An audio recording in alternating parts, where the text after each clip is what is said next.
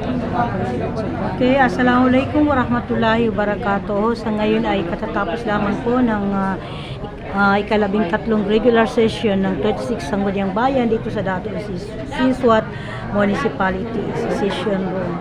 So sa ngayon ay ating pong mapala po tayong makapanayam si Honorable Bob Steele, Dato Bob Steele Ibrahim Siswat. Siya po ay presiding officer dito sa 30th regular session. Okay, kasama po natin Vice ang Gold Star Daily News and TMN Gold News Star. TV. Gold Star. Gold Star. 36 years in service na po. Okay, Gold Star. Okay, Yes. Vice.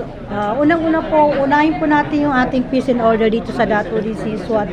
Kung kumusta na nga po ngayong New Year 2026. Bismillahirrahmanirrahim. Assalamualaikum warahmatullahi wabarakatuh. Media natin na nandito, umaten sa ating conversation. Actually, nakikita naman natin kung ano yung situation sa ating munisipyo. About naman sa peace and order, actually simula nung Pitsa 1 hanggang ngayon, wala pa rin insidenteng nangyayaring pamamaril. Napakaganda yung bagong taon natin ngayon, bagong buwan, bagong 2026. Wala pang insidenteng nangyayari sa ating bayan. Kumbaga pa free ang mga kababayan natin at nakikita naman natin gaano kaganda ngayon ang dating Siswat. Bawat barangay, simula dun sa dulo hanggang sa simula Dalikan to Tapian is napaka ganda ngayon yung ating mga barangay dahil wala pang insidente nangyayari. Kapon, yung sa munisipyo, hindi reducible naman yung balik baril pag-surrender ng mga baril na walang lisensya sa bawat barangay ng Dato Siswat, sa 10 barangay na nagpakita ng suporta sa atin, sa ating mayor at sa ating mga otoridad, lalo na kay Sir Madit kasi siya yung umanap ng paraan kung paano makausap yung mga barangay official natin na makapagbigay sila or may surrender yung mga baril na walang mga lisensya sa gobyerno.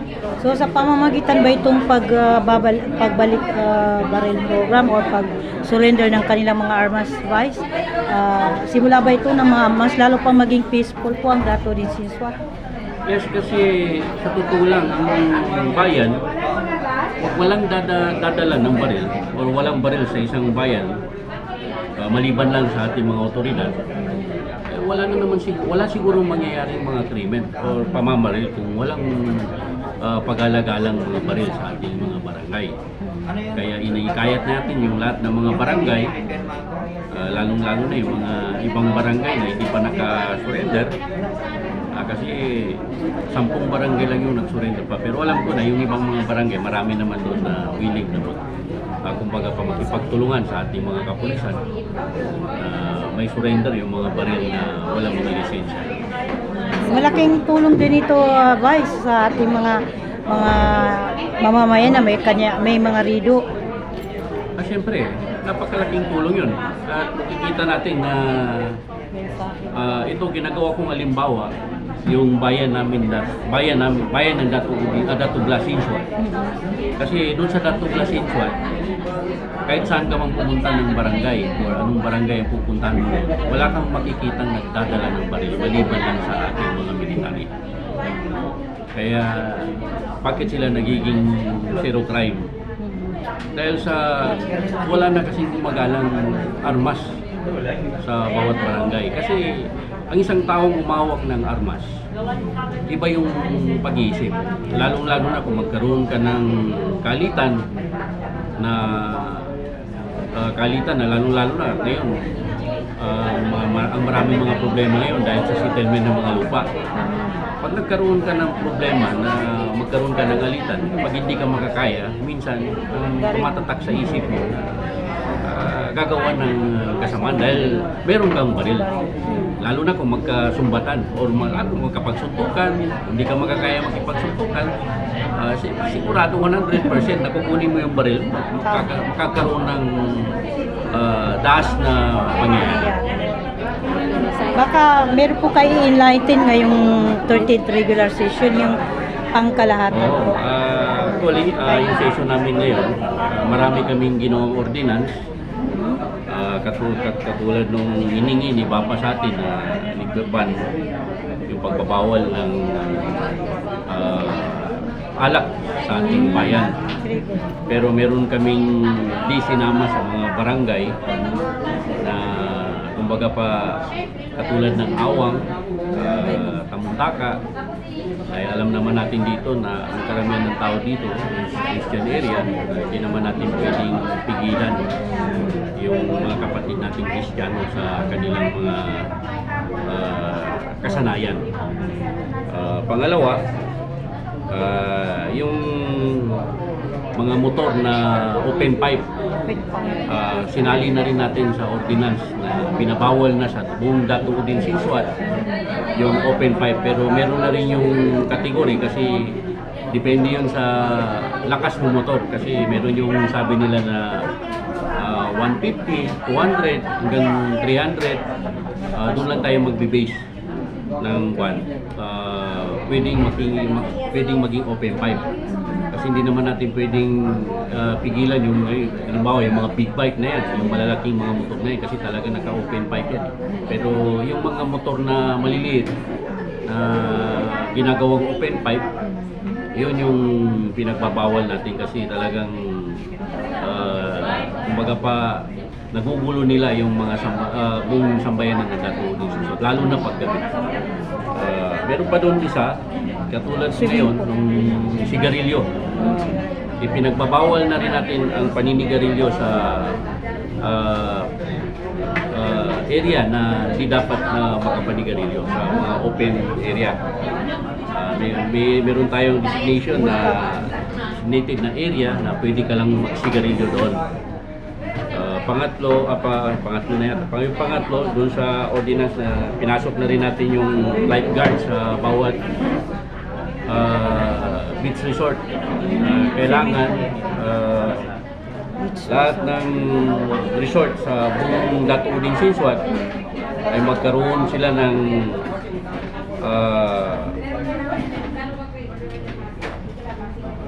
magiging kumpleto yung resort nila, hindi lang sa lifeguard, hindi yung mga gamit, at maturuan din sila ng paano mag-survive ng mga nalulunod ng mga tao. Kasama yun sa ordinance kasi 8 yung ginawa nating ordinance ngayon.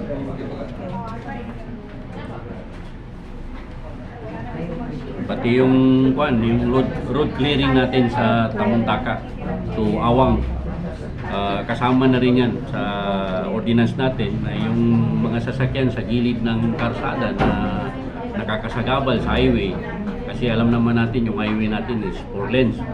Nagiging 2 lanes yung daan natin dahil sa mga sasakyan na nakaparada sa gilid ng daan. Kaya pinasok na rin natin yan sa ordinance na may penalty na yung mga taong yung may mga sasakyan dyan na kahit hindi na umaandar, yung mga malalaking sasakyan dyan nakaparada, yan kasi yung nagkukos ng mga traffic sa ating Accident. sa ating highway.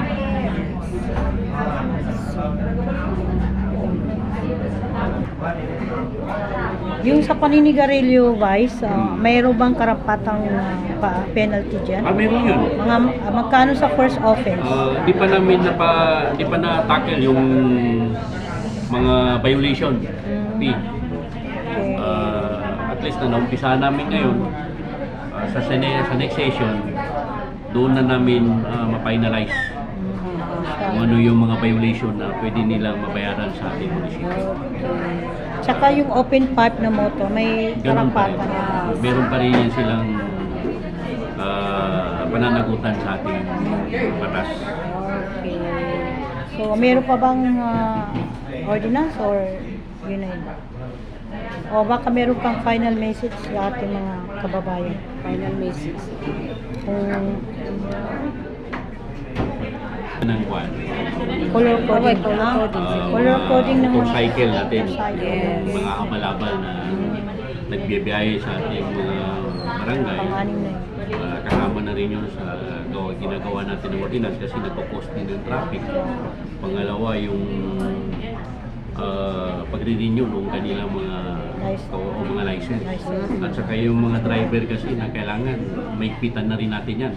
Kasi yung ibang mga driver dyan na kahit wala pa sa gustong edad, nagmamaneho na ng motor, dapat meron na rin sila mga penalty, mga bata na pinapasakay ng mga motor. Kailangan tayong mag-stricto kasi alam naman natin yung mga disgrasya sa ating bayan is medyo marami yung nadidisgrasya dahil sa mga aksidenteng motor. Sige. Okay? Okay. So far, Vice, baka meron ka pang panawagan sa ating mga kababayan dito sa Dato de Sisuat, lalo ng bagong panukalang batas na sasagawa pa lang.